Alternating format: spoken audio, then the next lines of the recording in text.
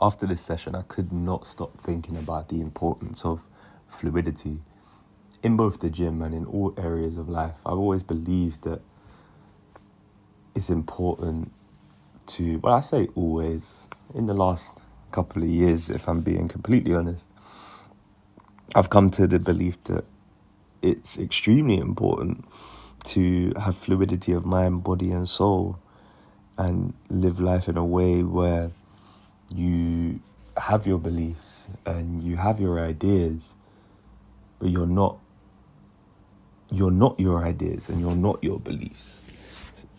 So as to make sure that you don't allow yourself to be clouded to the point where you can't open your mind and take in and even just see new ideas. It doesn't mean that one must hear something new, see something new, and change their mind about something every day. I also feel like if you are changing your mind a lot and continuously, then the things that you are studying, the beliefs that you are studying, may not be valuable to the point where they'd stand the test of time, which is why a lot of value is placed on older texts. If something's 100 years old and it's still considered valuable knowledge, valuable perspective, or valuable philosophy, then it already has proved that it stands the test of time. So it's a lot easier to embody those ideas and run with them and constantly pit them against other ideas and still believe in them, because they've worked for hundreds, some thousands of years. And this session got me really thinking about that, partly because it was a session that, it was an unusual session. As I've said before, I'm not really somebody who in recent time has enjoyed training with people. When I was younger, it was essential to be with other people. However, now it's a very personal experience for me, training. It's my place of solitude in many ways, which sounds contradictory, because I communicate with a lot of people at the gym. I'm not antisocial at the gym. I see it as a very important social stomping ground, so to speak. However, I'm there to put my work in, first and foremost. I'm there to be alone and to get my work in, figure out what's happening with me today. And you can't do that when you're training with someone. It's that simple. You can't do that. You're sharing the experience. It's kind of like going on holiday with somebody or people versus going on holiday on your own. Anybody that's traveled and explored on their own will know that there is a serious sense of liberation that you get, because you're in a new land with endless opportunities of exploration, and you don't have to think or concern yourself with anything but your own desires.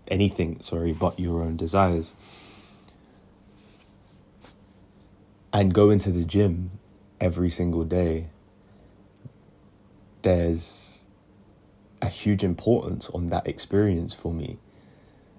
However, yesterday, and to be fair, every single time I train with a close friend, I say with a close friend, the only person I train with is Carter, if I ever train with anybody. And we've been training together for a long period of time, which I'd imagine makes things a lot easier. As I was saying, a huge element of training for me is the solitude, is the being with self, moving with self, and essentially getting to know yourself better, whether it be mentally well, mentally and physically, which is the beauty of any physical exercise. You're working yourself both mentally and physically. Therefore, you get to understand yourself on a mental level and a physical level to a greater degree. So the more time you spend exercising, the more you get to know yourself in both realms, which is the beauty of it for me. So going into yesterday's session, I knew straight away that, okay, I'm going to be sacrificing a hugely important element of my training to me for this experience. And it's always worth it. That's the cool thing about it. It's always worth it. I say that. It's not something I would do every day. I would never choose to do it every day. I'd always need my moment, like I alluded to, my time to train. However, it never disappoints. I always enjoy it. I always enjoy it. And I always find myself starting the session with an extremely fluid state of mind. And the reason why that really spoke to me after this session was because I noticed how it seeped into my communication, and how when in discussion about ideas, philosophies, etc., it was much easier to me to see both sides clearly and not sit on the fence, because there is a delicate balance between sitting on the fence of things and understanding that there is multiple perspectives to every idea, every situation. And I really enjoyed the fluidity of my mind after this session. And it makes sense, because in the same way that when you train alone, you get to know yourself better, both mentally and physically, and you could argue spiritually. When you have essentially submitted to the fluid nature of a session with somebody else, where nobody is going to be following their own program if they have a program, or in my case, as somebody who completely self-regulates, I understood that, okay, well, I may do something that I didn't think I was going to do, but then again, the beauty of training every day is I never know what I'm going to train. I'll have ideas of what I think I want to do, but until I'm warm, I ain't got a clue. I need to get there, get under the bar, get under some weight and feel about in order to work out what today's session is going to look like. So that really spoke to me. It dawned on me yesterday that, well, training with somebody, that's your moment to practice fluidity, both of mind, body, and soul. Today I'm going to be fluid with my body, because I'm not going to be an unsocial arsehole who's just like, no, I'm training this today because I trained this yesterday and I have to train this today. Like, fuck off. Like, no one wants to be around that type of human being.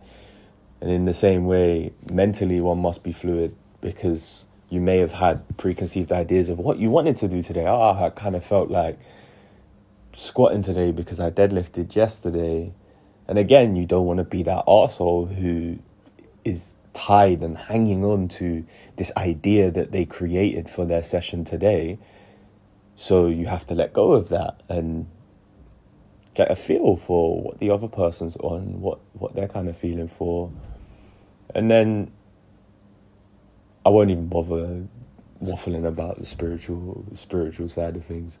But yeah, like, I feel like yesterday, for the first time, it opened my eyes to that practice, to the fact that, yes, training with someone is simply that practice. Because I had no clue what I was going to train. And I had deadlifted. The session before this one, all I did was deadlift, pretty much, combined with some single leg jumps for some explosive work. And if you'd asked me in the morning, what do you think I was going to train today? The last thing I would have probably said was deadlifts. But believe it or not, I deadlifted. And I really fucking enjoyed it. My body felt good. My mind felt good. Even though yesterday I had failed my 160 kilo deadlifts, today I lifted it with, I wouldn't say ease, as you'll see in the clip. So it wasn't easy, but I got it up. I got it up clean, and it felt good. It felt real good. And that also made me think a lot about how in the training community, in the gym community, everybody's got this idea about rest and how you need a specific amount of time to rest. And whilst I reiterate, depending on your goals, yes, you need certain amount of times of rest.